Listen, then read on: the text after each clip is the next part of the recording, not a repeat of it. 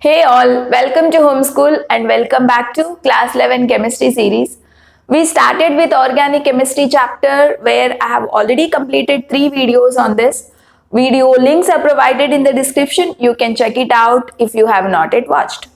And coming to today's topic, the most important topic of entire organic chemistry, that is nomenclature. So I'm going to discuss about the IUPAC nomenclature of organic compounds. First, let me tell you why this nomenclature. Nomenclature in the sense naming, right? Say nomenclature. In other words, we can say this as naming, right? So why do we have names? Why we have to name organic compound? See, why do human beings have name? Each and every one of us have names, right? So what is the purpose of names? With the help of names, we can identify a person, right? So for identification, we have names. Otherwise, among these many people, if I have to call you, how can I call you if you were not having a name, right? So with name, we can identify a particular person. Likewise, even in our organic compounds, as I already told you, 5 million compounds exist in our nature. There are 5 million organic compounds, some natural, some man-made. Okay, and every year over 30,000 organic compounds are being discovered. Okay, so for example, suppose you have an organic compound A, some organic compound A, discovered by a person X. Okay, so this X person discovered this. Normally, whenever some theory or some law was discovered in science, or when some element is discovered, name of the scientist is kept for that particular element or law or theory, whatever it is. Okay, say for example, Dalton's theory is there. So Dalton's theory was discovered by a person Dalton. So that theory was called with the name Dalton's theory.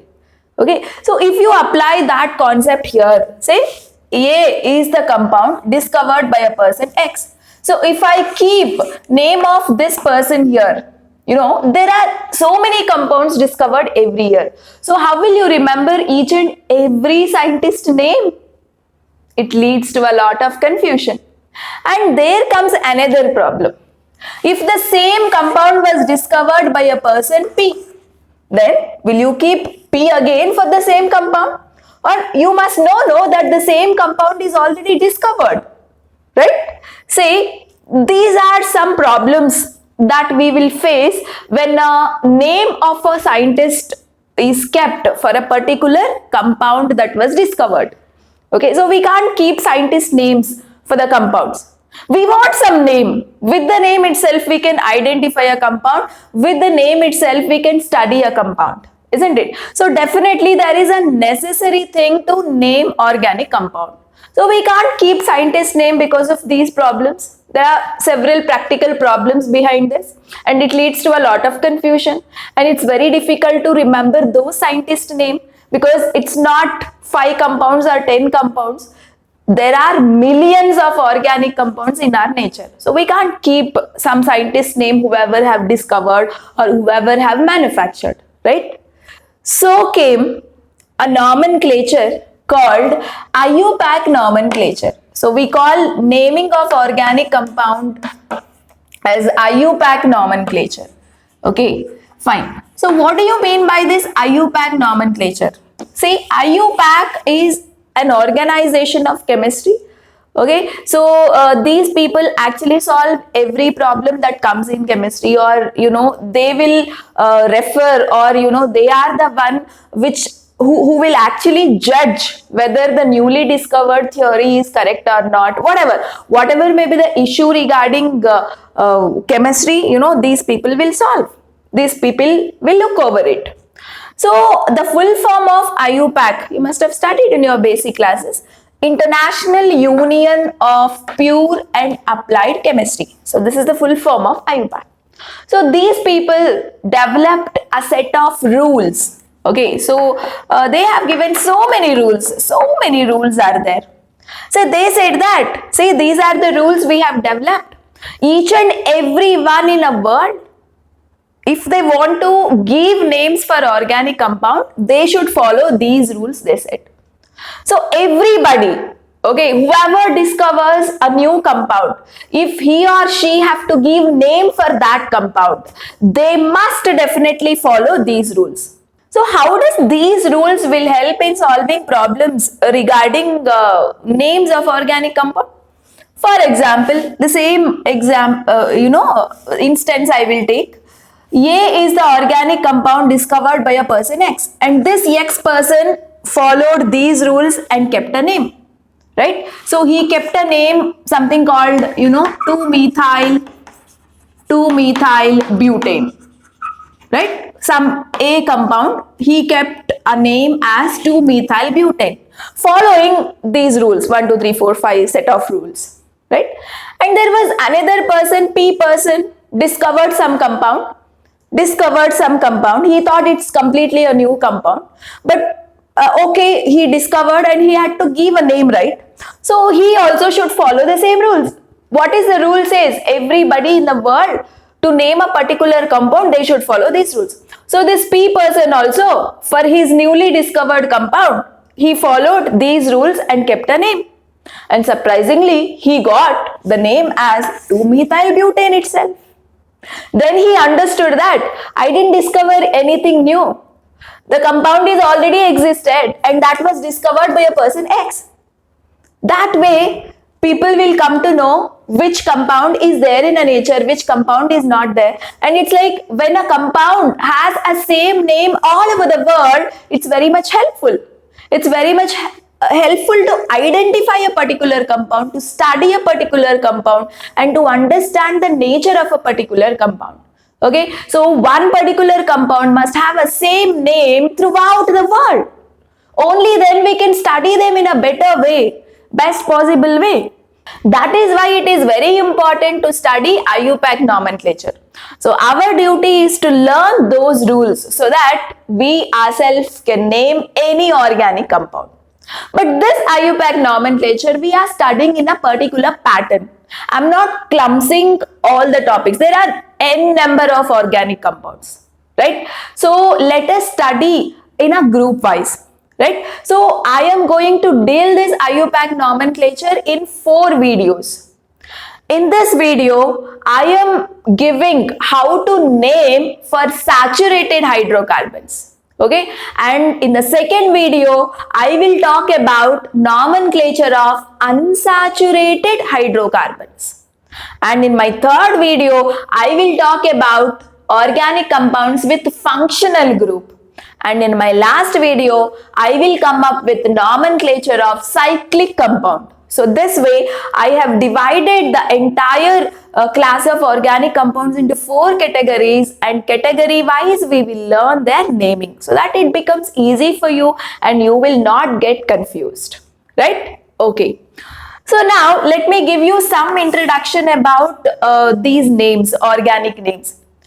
And every compound has 2 names. Normally, most of the compounds have 2 names. One is IUPAC name, the other one we say common names.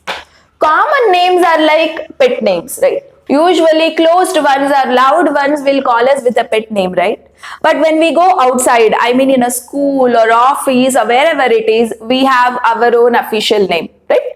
So we keep seeing a person having 2 names. One is official, one is a real name which was given in records, and the other one is a pet name which is called by family members.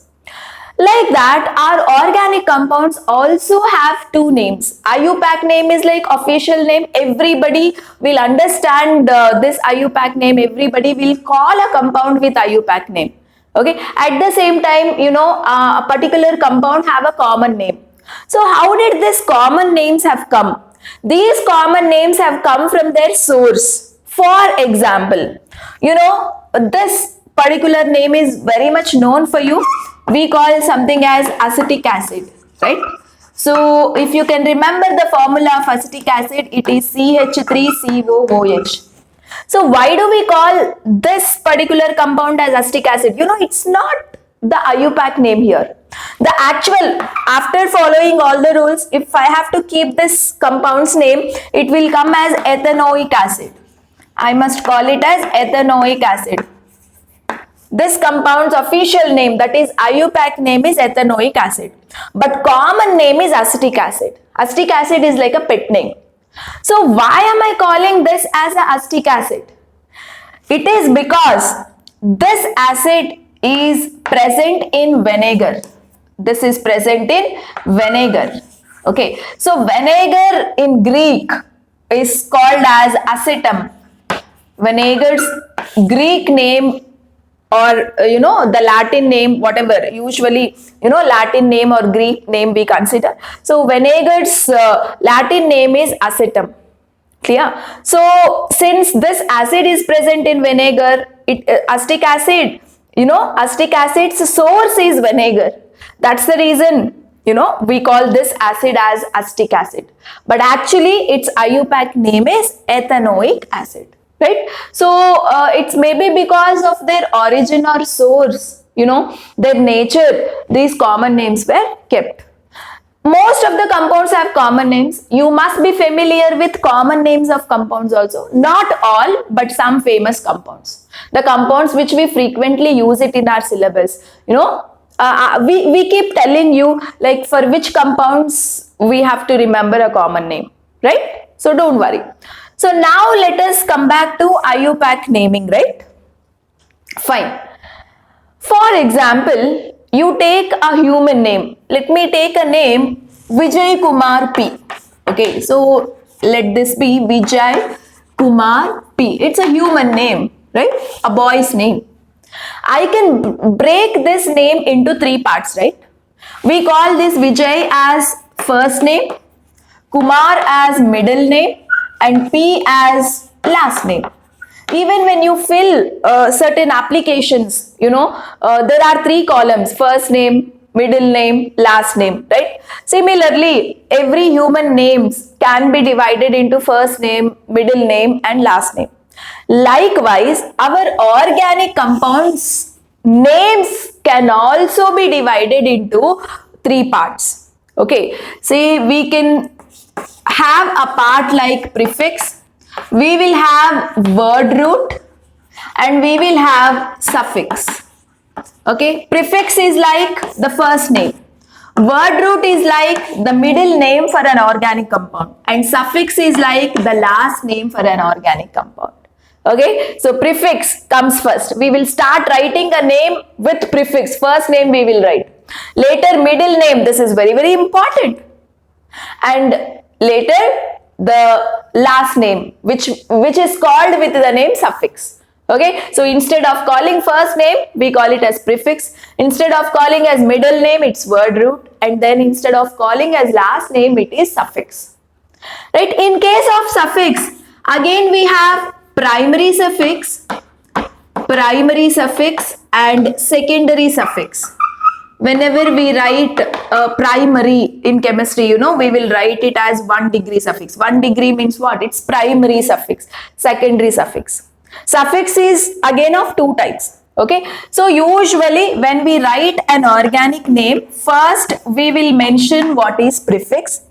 Later we will mention what is word root.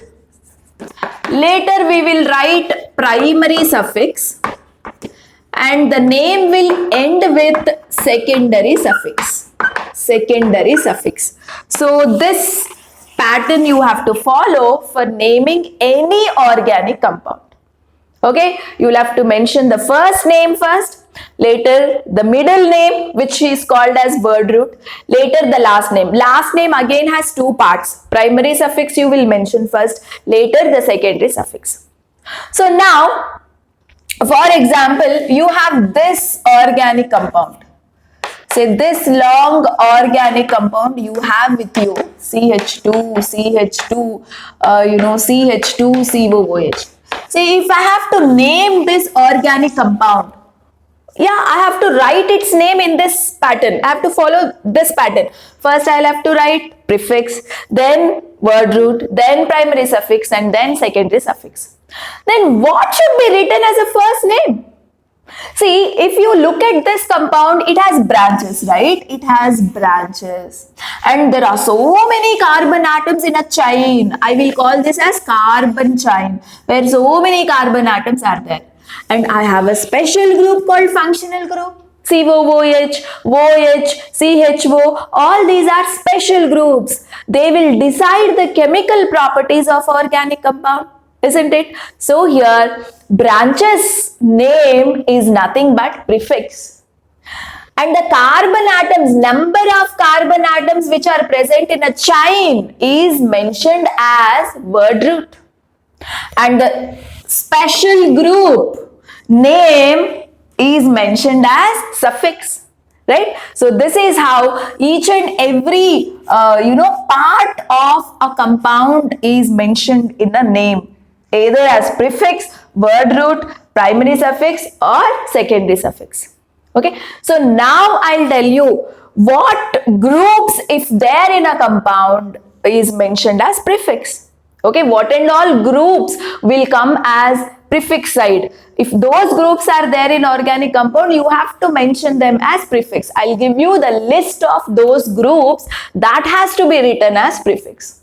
And I will give you, the number of carbon atoms that you can write it as a word root. If you have one carbon, you will write the word root as meth.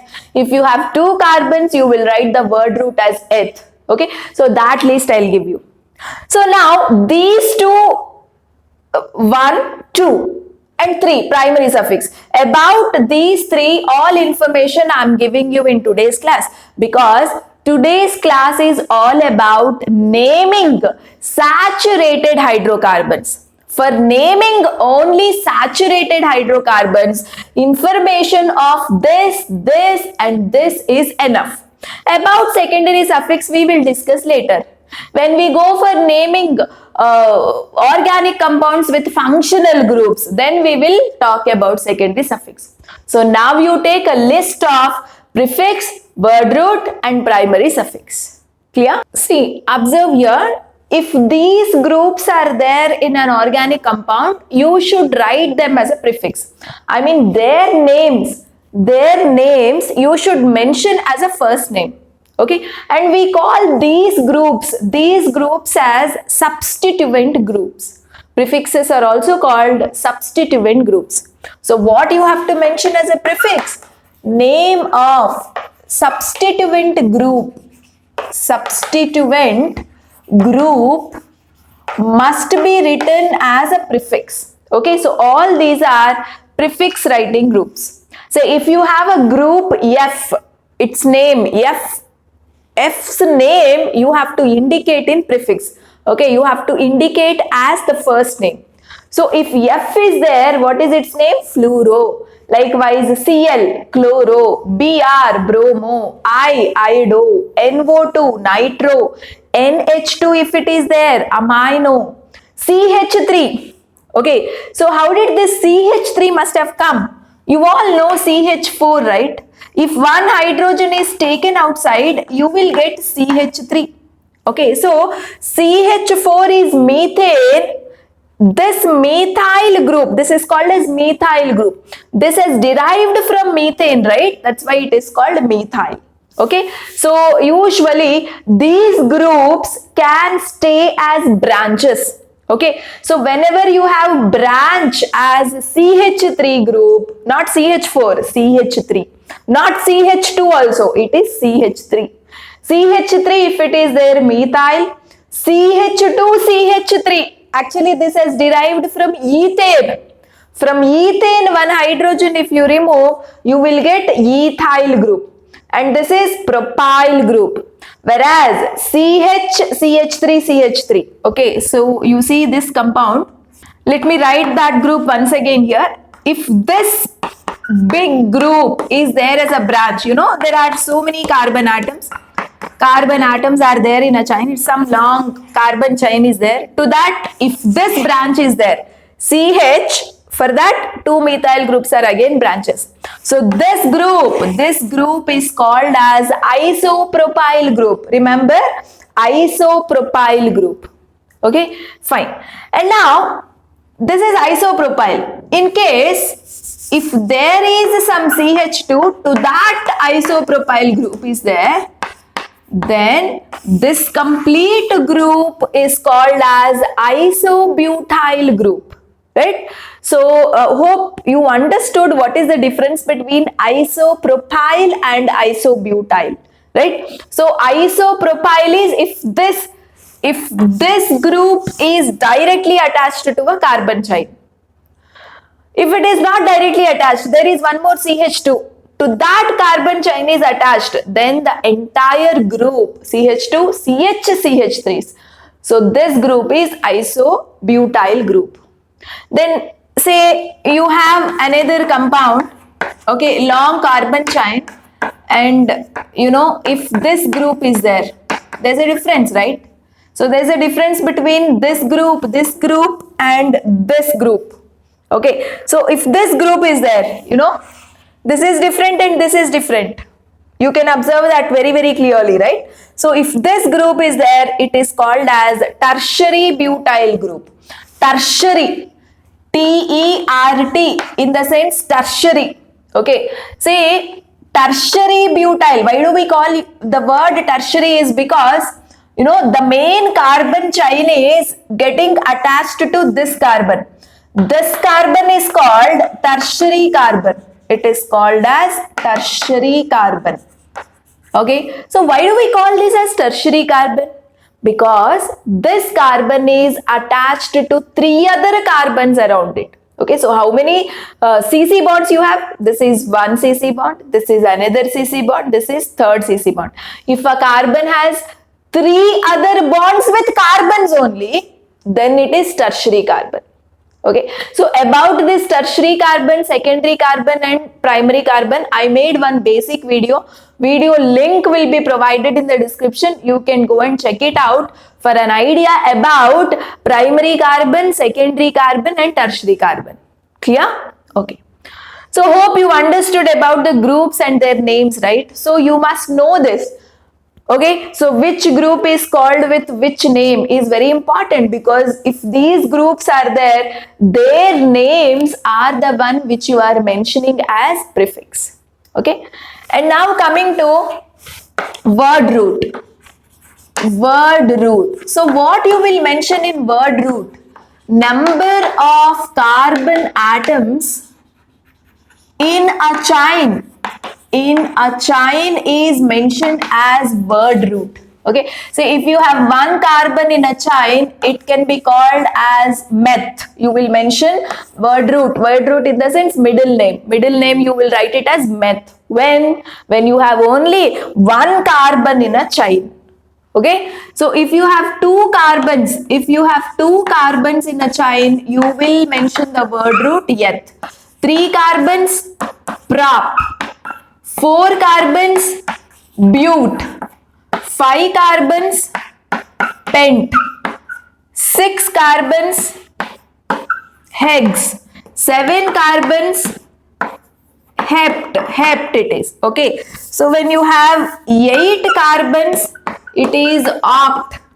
9 carbons, non. 10 carbons, dec. 11 carbons, undec. 12 carbons, dodec. Okay, so till 12 if you can remember, it's more than enough. 13 tridec. 14 tetradec. Okay, like that it goes on, but for your level if you can remember till 12. So what is 12? It is didec. 13 tridec, like that. Okay, so this is how we mention word roots. So word root is mainly the number of carbon atoms in a chain. Okay, you see a chain may have 4 carbons, 5 carbons, 6 carbons. If you have 4 carbons, you will use the word root. You will write the middle name as but. Right? So that is about the word root. And coming to primary suffix that I told you. Primary suffix. So after writing word root, you will mention the name of primary suffix. Say if you have all single bonds in a carbon chain, in a main chain between carbons, if you have all single bonds, then you will mention primary suffix as ane. If you have a double bond in a main chain between carbon atoms, you will write the primary suffix as ene. And when you have a triple bond, you will call that particular compound, primary suffix as YNE, right? So depending on the type of bond between carbon atoms, you are writing your primary suffix. If you have all single bonds between carbon, ANE. After writing word root, see, to word root only you have to join this primary suffix. If your chain has 4 carbons, bute. Between 4 carbons, if you have all single bonds, ANE, bute plus ANE, it becomes butane. In case in any of the carbons, between any of the carbons you have a double bond, then ENE, bute, 4 carbons, bute plus double bond is there, ENE, it becomes butene, right? So hope you understood about primary suffix. And if functional groups are there, COOH, CHO, ketone group, all of their names are mentioned as the secondary suffix. So ending of the name should end with the name of a functional group. So that we will discuss in our next videos when we study nomenclature of organic compounds containing functional groups. So now we will start with nomenclature of saturated hydrocarbons with branches. Clear? See guys, with these 3 examples, I am going to explain you the 2 most important rules here. So the rule number 1, what I am actually talking about is naming of saturated hydrocarbons. Naming of saturated. You know the meaning of the word saturated, right? Saturated means having all single bonds. Okay, saturated hydrocarbons. So what do you mean by hydrocarbons? Organic compounds which have only carbon and hydrogen. Okay, you don't have any other functional group here. When you have only carbon and hydrogen, we will call them as hydrocarbons. Is that clear? You see here, 3 examples are there. You observe these compounds. You have only carbon and hydrogen. Okay, so you don't have any functional group like COOH, CHO, all that. Other element is not there. Only carbon and hydrogen is there. Okay, so such compounds are called hydrocarbons. So we are trying to name saturated hydrocarbons in this class. Okay, so coming to rule number 1. Rule number 1. Okay, the rule number 1 says select the longest carbon chain first. You have to select the longest carbon chain. So how do you select the longest carbon chain?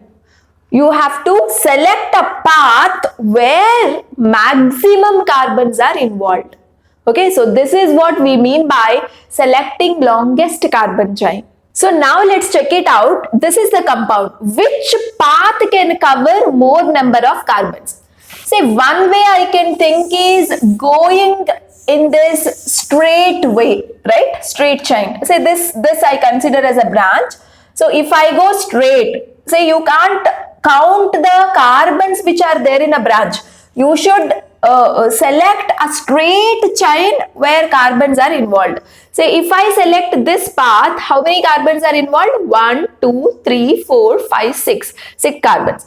And there is another path possible. So if you can differentiate, I am using a different colored chalk piece here for the second path. Say second path, this is also possible, right? How many carbons? 1, 2, 3, 4, 5. So in the second path, 5 carbons I am covering. In the first path, 1, 2, 3, 4, 5, 6, right? So 6 carbons are covering in the first path. And another path is possible, that is this path. 1, 2, 3, 4. 4 carbons are covering in this path. So you have to check all possible paths here. Okay, three paths possible. One is a straight path. Second one is this purple color chalk piece that I have used. And the third one is this. Okay, so in the first path, 6 carbons are covered. If I go in a second path, 5 carbons covered. If I go in a third path, 4 carbons covered. So what is the rule says? Select a path which can cover more number of carbon atoms. Okay, so that is what we mean by longest chain rule. Okay, say if I select this path, I mean observe the orange color chalk piece here. So this is the correct path which involves 6 carbon atoms. Okay, so first thing you need to think about is selecting a longest chain. Think that in which way if you go, you can cover maximum number of carbon atoms. You can cover more number of carbon atoms. So that is your parent chain. You know, we call this as now parent chain. So that is your parent chain. Okay, fine. And now observe the second example and select the longest chain here. So definitely looking at this, say one possible way is selecting this straight chain. Okay, how many carbons it involved? 1, 2, 3, 4, 5, 6, 7, 8, 9. 9 carbons are involved if you go in this straight path. And one more path is possible, that is this. Okay, so this path. This path you observe, guys. How many carbons are getting covered? 1, 2, 3, 4, 5, 6, 7, 8. So if you go in this path, 8 carbons are covering. Then any other longest? No, right? So which is longest? That means your straight path is the longest one where you are covering more number of carbon atoms. Okay, so there are coming 9 carbons if you go straight. Okay, so your parent chain is this. So this is your parent chain. Clear? So that's how you have to select. You should not include these carbons in the parent chain. Now they are becoming branches. Okay, you have to write their name as prefix now. So these guys are branches. Here CH3, here CH2CH3, you know, these guys have become branches now. Once you select your parent chain, then remaining stuffs, whatever are there, they are branches. Okay, fine. Coming to the third example, can you tell me which is a longest path here? You observe here. If I go straight, you know, how many carbons I can cover? 1, 2, 3, 4, 5. 5 carbons I am covering. Then any other way that can cover more carbon atoms? One more way I can think of here. Just observe this. Just observe this path, guys. This path.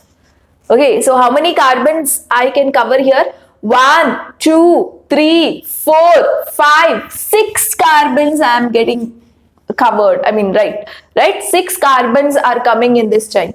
So any other path that can cover more than 6 carbons? No, right? So now this is your parent chain. The path which had covered 6 carbons to the most, that is your parent chain. Now every other thing, this one, this group and this group, everything will become branches now.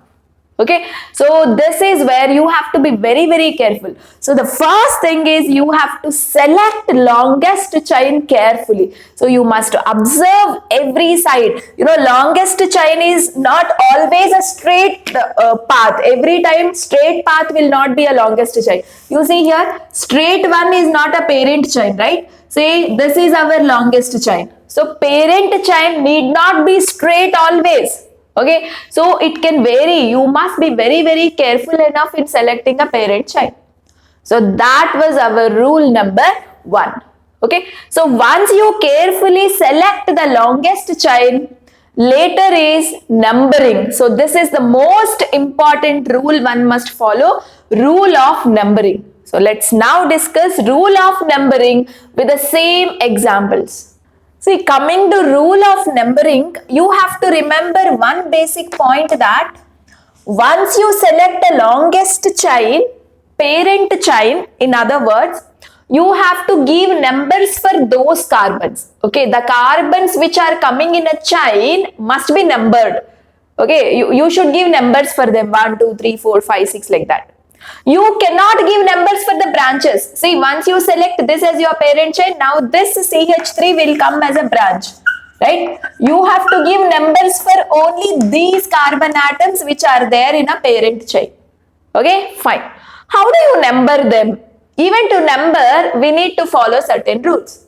The first basic point is carbon atom with a substituent group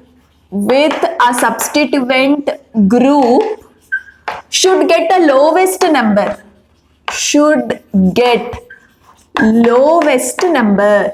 This is very, very important. What do you mean by this? See, I can start numbering from this end, or I can number from this end. From which end you will start? See, if I number from this end, this carbon gets 1, this is 2, this is 3, this is 4, this is 5, and this is 6. Right? Okay. So if I number from this end, this carbon gets 1, this gets 2, 3, 4, 5, 6. Isn't it? And what does the rule says? The carbon that is attached to a functional group, this is the carbon to which substituent group is attached. Okay, so now this CH3 is a branch. We can also call it as a substituent group, and this substituent group is attached to this carbon. This carbon should get a least number. This carbon should get a lowest number. Lowest number in the sense not number 1. Okay, numbering you should start from one end definitely. But in the process, the carbon which has got a branch should get the less number. So which way if you go, this carbon is getting less number. When you go from left to right, this carbon is getting 4. When you went from right to left, this carbon is getting 3. Right? So which is the correct way of numbering? Correct way of numbering is this. Okay. So once you have given number, the only step is writing a name. Okay. So selecting a longest chain and numbering is very, very important. If you have done that correctly, then remaining thing is writing a name. Okay. So here I am explaining rule number 3 also. Okay. Writing name. Okay, so how do you write name here? First thing is you have to mention prefix. Okay, so how do you write a name here is, let me tell you here. First you have to mention the number of carbon to which substituent group is attached. Okay, right? Yes, SG in the sense substituent group. After mentioning the number, you have to write the name of substituent group. After that, you have to write the word root. After that, you have to write primary suffix. Primary suffix. Okay. So this is the way of writing name for saturated hydrocarbons. Okay. First, you will mention the number. Later, name of substituent group, that is branch. Later, word root, and finally you will end the name by primary suffix. So we will apply the same thing here to write the name. We selected longest chain. We have given number also. Work is over. First, let us finish off writing its name. So what is the name of this compound here? First, you have to mention what? Number of carbon, number of that carbon atom to which substituent group is attached. So what is the number of this carbon atom? 3, right? After writing 3, you have to put a hyphen, a small hyphen. Okay. After that, write the name. This is the substituent group, that is branch. What is its name? I told you this is called as methyl. CH3 is called as methyl. So it is methyl. Okay. Over. Number we have mentioned. Name of substituent group we have mentioned. Later, word root. Don't give any gap here. Okay, continue the name. And word root, what is word root? Number of carbons in a chain you will mention as word root. So in the parent chain, how many carbons you have? 6 carbons you have. So what is the word root you will use? Hex you will use. If 6 carbons, word root is hex. And finally, primary suffix. Don't give any gap. You shouldn't give gaps anywhere. Okay, the name, right from number, the name should continue. There are no gaps. Okay, so 3-methyl hex, what is the primary suffix? Check, between carbons, all single bonds are there. Okay, so usually for saturated hydrocarbons, the primary suffix is ane, over. So what is the name of this compound? It is 3-methyl hexane. 3-methyl hexane is its name. Clear? Over. So we have completed the first compound. Coming to second compound. Okay. So actually in every example you are going to learn a new rule. Right? So that's why see I selected examples carefully so that I will cover maximum rules for you. Right? First example, very simple, just selecting a parent chain, then there is only one branch.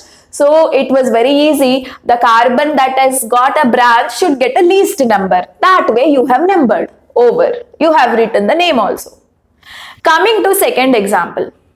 First step is over. We selected the longest parent chain here, that included a straight chain which has got 9 carbons. Okay. So now numbering. How do you number? Whether you number from left to right or from right to left is the big question mark, isn't it? And okay, we have to number in such a way that carbon having branches should get the least number, right? And you see here, I'll put a star mark. This carbon has got a branch. Even this carbon has got a branch. So now how do you number? How do you number? Comes a question mark, and here you have to follow one important rule called rule number 4 I am revealing, which we will call it as lowest locant rule. Lowest locant rule. Very, very important rule, guys. So you have to think about it. Okay. So when do you use this lowest locant rule? When you have 2 or more than 2 branches. If you have to, in that situation, if you have to number the parent child, if only one branch is there, it's very easy. You will just select a direction, in which direction if you go, this carbon gets the least number, that way you will number. But here, both carbons have branches. So whether you number from this end or that end. So how do you decide? You observe. First, I'll number from this end. I'll start numbering from this end. Okay, so this is number 1, this is number 2, this is 3rd carbon, this is 4th, this is 5th, and this is 6th, 7th, 8th, 9th carbon. So first I numbered from left to right. And now I will start numbering from right to left also. Okay. So right to left, if I start numbering carbons, so this is 1, this is 2, this is 3, this is our 4, this is 5, this is 6, this is 7, this is 8, and this is 9. Isn't it? Okay. So now what you have to do, when you went from left to right, this carbon, star mark carbon has got a branch, right? This carbon has got number 2, and this carbon, another carbon which has got a branch, has got a number 6, right? When you went from left to right, So you add both the numbers. So 2, why did I take? Because this carbon, star mark carbon, has got a branch. So that carbon had got 2 when I went numbering from left side onwards. So 2 plus 6 if you do, you will get the number 8. Okay. And now right side numbering I will concentrate. Right side numbering I have written at the bottom. Okay, fine. So when you go from right side, your star mark containing carbon has got number 4, and another carbon containing star mark has got number 8. So 4 plus 8 if you do, what is the number you will get? You will get 12. Which is the least number among this? The least number is 8. So you have to follow left to right numbering. This is what we call lowest locant rule. See, rules, definitions, meanings and all, they'll not be asked for the examination. You must know the rules to write the name. Okay, so it's not a matter of by-hearting a rule. It's a matter of understanding a rule. Okay, so when you have two branches or more than two branches, you must definitely follow lowest locant rule. Okay, fine. Say from left to right, when we go, our lowest locant is least. Locant, this addition, this sum, we will call it as locant. Okay, locant is very, very least. So left to right numbering we have to follow. Okay, so right to left numbering is wrong. So this way of numbering is wrong. Left to right numbering we have to follow. So numbering is over. Right? And now writing a name. So how do you write the name here? How do you write the name? First, numbers you have to mention. Later, name of substituent group, word root, primary suffix. Right? That's what it is. And now you have two branches. So whose name you will mention first? This is the branch CH2CH3. Its name is ethyl. And this is the branch CH3. Its name is methyl. Isn't it? So alphabetically, which one will come first? E comes first or M comes first? E comes first. So here one more rule we have studied, rule number 5. Okay, so when you have two or more than two branches, when you start writing their name, you have to follow alphabetical order. You should follow alphabetical order. Okay, so here ethyl, here methyl, E comes first, so mention. So at which carbon ethyl group is attached? It is attached at 6. Don't forget to mention the number. So it is 6 ethyl, 6 ethyl, put a hyphen. Okay, and another prefix is there, methyl. At which carbon this is attached? At the second carbon, right? So it becomes 2-methyl. 2-methyl. Prefix is over. Along with the number, prefixes we have mentioned. 6-ethyl, 2-methyl. Now word root. Word root in the sense, in the parent carbon, how many carbon? In the parent chain, how many carbons are there? 9. So if 9 carbons, what is the word root you will use? Non. And all single bonds, so primary suffix is ane. So what is the name of this compound? 6-ethyl, 2-methyl nonane. Right? See, here we have studied lowest locant rule and writing the names of prefixes in the alphabetical order. Both rules are very, very, very important. Okay, fine. Coming to example number 3.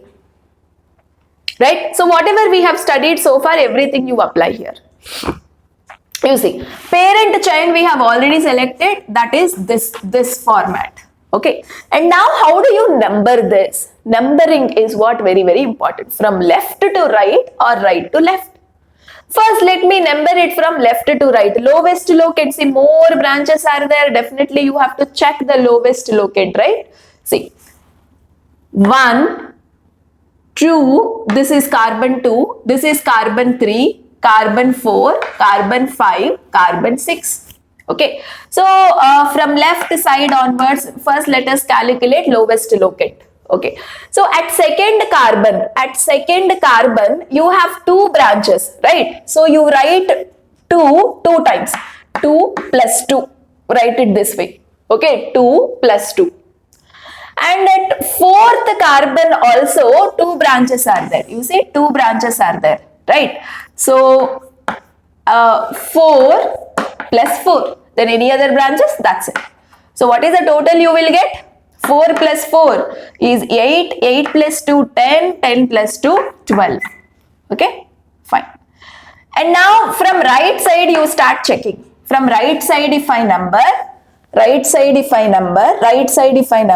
carbon gets number 3, right? So 2 branches are there at this carbon, so 3 plus 3. 4, 5. At fifth carbon, you have 2 branches. So 5 times 2 I will write. 5 plus 5. Any other branches? No. So what is the total? 5 plus 5. It is 10. 10 plus 3, 13. 13 plus 3, it is 16. Right. So which is correct? Left side numbering or right side numbering? Definitely lowest number you got when you went through left side.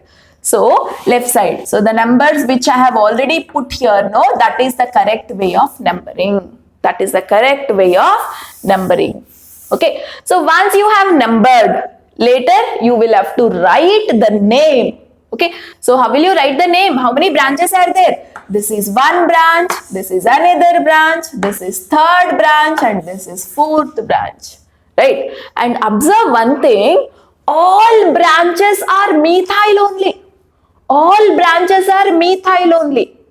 Then in that case, you know, at which carbons these branches are there? Second carbon, right? 2 and 2 methyl groups are present on the same carbon, right? So 2 times 2 you mentioned, 2, 2. And the same methyl groups are present at fourth carbon also, and 2 methyl groups. So 4, 4 hyphen. First we have mentioned all numbers. Okay, all numbers why together? Here you see numbers are not together. I didn't mention 6, 4 because the substituent groups are different. Why all numbers together I have mentioned? Because substituent groups are same at these carbons. Why I mentioned double time 2, 2? Because 2 groups are attached to second carbon. Same groups. So 2, 2. Okay. So 2, 2, 4, 4. How many methyl groups? 4, right? So tetra. We will use the prefixes. Next rule. Rule number 6 I am teaching you with this example. You know, use the words like di, tri, tetra, right? When you have same type of substituent groups. So 4 are there. So tetra, methyl. Over. Prefix is over. Now write the word root. So which is your parent chain? This is your parent chain, has got 6 carbons. So word root, hex. And all single bonds between carbons, so ANE. Okay, actually this must come here since it may not be visible for you, so I wrote it down. So what is the name? 2, 2, 4, 4 tetramethyl hexane is its name. Okay, so this is how I think almost all the important and common rules that I taught you for naming saturated hydrocarbons. Okay, so six rules I taught you for naming saturated hydrocarbons. Okay, and I will come up with many more rules for saturated hydrocarbons with heavy branches. Okay, see these are all small branches actually, methyl, ethyl, they are all very small branches. But if you have one really big branch, how do you name them is also very important. So that one we will learn. Observe these 2 examples, guys. Highly branched saturated hydrocarbons. So with these 2 examples, we are learning few more rules actually. Observe this example number 4 here. So first thing is you have to select a longest chain that you know. So how do you select a longest chain? See, one is directly looking at the straight path. It looks as if you can cover more number of carbons, right? So let's count the carbon atoms. If you select this as your longest chain, how many carbons it will cover? 1, 2, 3, 4, 5, 6, 7, 8, 9. So 9 carbons you can cover when you go in a straight path. And one more path I can see here, right? So the path is this path. This one, this path. Leave the branches. Only the straight chain using this path. Right? So how many carbons you can cover here? 1, 2, 3, 4, 5, 6, 7, 8, 9. So in this path also 9 carbons you are covering. So which is your longest chain? Straight path covering 9 carbons, and this path is also covering 9 carbons. So how do you decide longest chain here? The longest chain is the one with more branches. So a new rule again you studied, rule number 7. Rule number 7 you are going to learn. You know, longest chain must contain more carbons, more number of carbons, right? So this is a new point you've learned in this example, right? So when you have two long chains with the same number of carbons, the longest chain is that chain with more branches. See, if you go in a straight path, you have this as a branch and this whole thing as a branch, right? But if you go in this way, see how many branches you will get. This is one branch, this is the second branch, third branch, fourth branch. So that means when you go in this direction, 4 branches you will get, but when you go in a straight path, only 2 branches you are getting, right? So go in a straight, go in a longest path where you can cover maximum number of branches. Okay, so more number of branches that has to be covered. So that way you have to select the longest chain when you have this dilemma. Okay. Fine. So now the longest chain is covered. You have to give numbers, isn't it? So how do you number? From right to down, or from left to down, or down to left? Definitely looking at this, you can understand, you know, from this direction if you go, you will get the lowest locant, definitely, right? So I'll start numbering from here. This is carbon 1, this is carbon 2, carbon 3, carbon 4, carbon 5, carbon 6, carbon 7, carbon 8 and carbon 9. Okay, so this is how I'm numbering. So after giving numbers, now it is just writing a name, right? First you will write the prefix, that is the names of these branches you have to mention. What is the name of this branch? Methyl, right? What is the name of this branch? Methyl. This branch, methyl. This branch, methyl. 3 methyl groups are there. And another branch you observe, this is a branch. This is not a simple branch.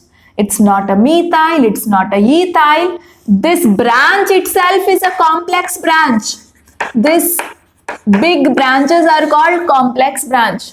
Okay, consider complex branch as a separate molecule and start naming them. Okay, so complex branch itself you consider as a separate molecule. Now I will consider this itself as a separate molecule and first I will name this. Okay, so how do you write the name of complex branch here? Once you have complex branch like this, its name is written as if it is a separate molecule. First you write like that. Okay, see here I'll again number this. How do I number? The carbon that is attached to the main chain gets a number 1. Here you must not check a lowest locant and all that. Okay, so go on. The carbon that has an attachment with main carbon in a chain, no, that carbon should get a number 1. Okay, then this is number 2, then this is number 3. So methyl group is there at second carbon. So it is 2 methyl. 2 methyl, and how many carbons in a chain? This is a chain, again it's a branch, so 2 methyl, how many carbons? 3 carbons, right? 3 carbons means what is the word root? Prop you will write, and all single bonds A and A, but this is a branch, right? This is a branch, so what we will write it as? Propyl we will write. So what is the name of this complex branch? 2-methyl propyl. Understood how we named it? We considered this itself as a separate compound. We started numbering it separately. Okay, we started numbering it. What way you have to number? The carbon that has got attached to main carbon in a main chain, that carbon should get number 1. Then definitely this is number 2. Definitely this is number 3. Then at second carbon methyl group is there, no? So 2-methyl and 3 carbons in a main chain of this branch, right? So propyl, right? So what is the name of this complex branch? 2-methyl propyl. And to which carbon it has attached? 4th carbon, right? So now you see methyl methyl to methyl propyl. Okay, first try to mention the branch name first. You see, this whole complex branch is attached at 4th carbon. So it is 4. I'll write it here. 4. And complex branch name you write in a bracket. Okay, so what is its name? 4 2-methyl propyl, bracket close. Now as usual, mention these methyl groups. Okay, so where are the methyl groups present? They are present at carbon number 1 and they are also present at carbon number 2. How many at carbon number 2? 2. So 2, 2, altogether 3 methyl groups. So trimethyl. So this much is your prefix. This much is your prefix. Now word root. So main chain has 9 carbons, no? So non, and in the main chain carbons, between them all are single bonds. So ANE. So what is its name? 4-2-methyl propyl, 1-2, 2 trimethyl nonane. So you have to be very, very careful while naming complex branches. Okay, fine. So similar to this, another example is there. Now you see. So looking at this, yes, we select the longest chain as straight chain, but anyway, try to count the carbons. 1, 2, 3, 4, 5, 6, 7, 8, 9. I'm covering 9 carbons. But if you go this way if you go 1, 2, 3, 4, 5, 6, 7, 8, less carbon. So straight path only, our longest chain. Now this whole thing is a branch, right? This whole thing is a branch and it's not a small branch. It's not methyl, it's not ethyl, it's a complex branch. It is a complex branch. So when complex branches are there, what you have to do? Take them as a separate compound and name them first. Write their name first. So what is their name? How do you name them? First numbering, right? So the carbon that is attached to the main carbon should get number 1. Number 1, number 2, number 3. Now in this, these are again branches. So what is the branch name? I am writing branch name. Okay, so branch name is 2, 2. At second carbon, 2 methyl groups attached. So 2, 2, dimethyl. Dimethyl. Okay, how many carbons? 3 carbons in the main chain. Okay, I mean in a branch. That is propyl. 3 carbons in the sense propyl. Right? So this is branch name. This is a branch name. And this branch is present at which carbon? Yes, 1, 2, 3, 4, 5. If you number this way, this carbon is getting 5. 1, 2, 3, 4, 5. If you number from this way also, this carbon is getting 5. So 5. At 5th carbon, this branch is present. Okay, so what is the name of this branch? Again complex. So when you name a branch, you have to be careful. Take it as a separate compound and name it. Okay, feel that it is a separate compound. Okay, so onto a side you work out writing its name. And when you work out with its name, don't forget numbering you will not do according to the rules. The carbon which is attached to a main carbon, that carbon should get number 1 always. Okay, so this is 2, this is 3. So for second carbon, these two guys are like branches. So we have written 2, 2 dimethyl propyl. Over. Branch name is over. Prefix is only 1. Over. Now in a main chain you have 9 carbons. So non. Okay, and all single bonds between carbons. So 8. 5, 2, 2 dimethyl propyl nonane. Over. Right? So this is how you have to be very, very careful when you have branched saturated hydrocarbons. Okay?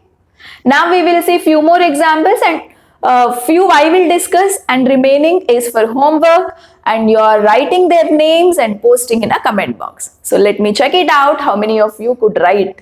See these examples guys.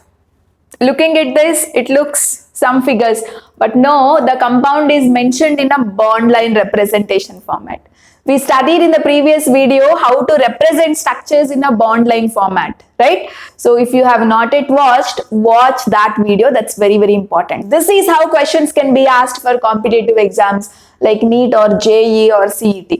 Okay, so don't expect a direct question, right? So how do you, first you convert this into normal structure. It's like every corner carbon is there, right? Here carbon, carbon, carbon. So which carbon? It's CH3. And this one CH2, right? 1, 2, 3, 4. 4 carbons are already there around this, right? So this is CH2. This is CH3.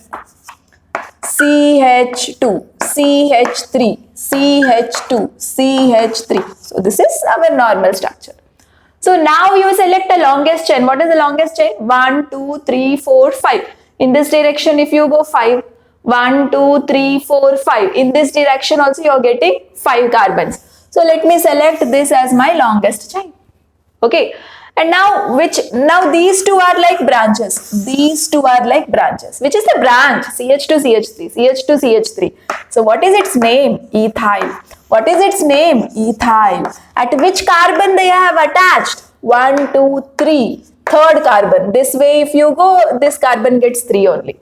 Right? So now just a matter of writing its name. Right? So how do you write its name?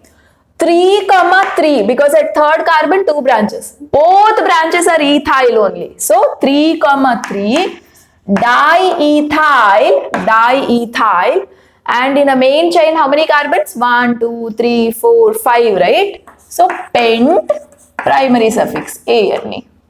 Such a easy compound. Just the way of representation was different. So first you convert to a normal formula, then work it out. How about this? So at every point carbon is there. Here carbon, here carbon, here carbon, carbon, carbon, carbon, carbon. Now write how many ever hydrogens necessary. This carbon already has 1 bond. 3 more bonds it wants. So 3 hydrogens must have been there here. Here 1, and this is CH3. This is CH, CH2, CH2, CH3. That's it. So this is what your compound. And which is the longest chain? Longest chain is definitely this one, straight chain, right? So this much. See, this one if you write it normally, how do you write?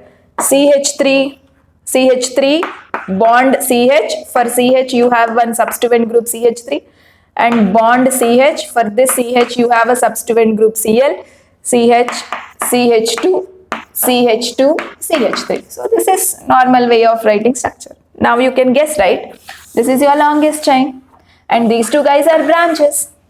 And how do you number this? From left to right, right? 1, because 3, 4, 5, 6, lowest to locant will be minimum if you go from left to right.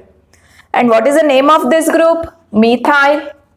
The name of this group? Chloro. Alphabetically, which comes first? Chloro comes first. So you have to write chloro first. Chloro attached to which carbon? Third carbon. So 3-chloro, again hyphen, 2-methyl. Okay, 2-methyl over. Prefix is over. Write the word root.